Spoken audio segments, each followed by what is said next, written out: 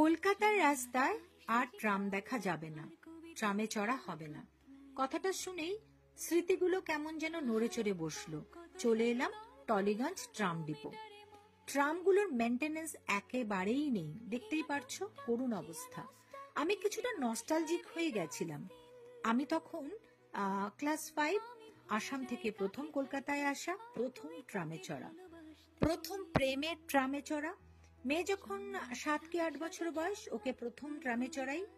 আর 2009 কি 10-এ একটা অ্যাড শুটে ট্রামে চড়ে করেছিলাম। ব্যাস, এই আমার ট্রামে চড়া।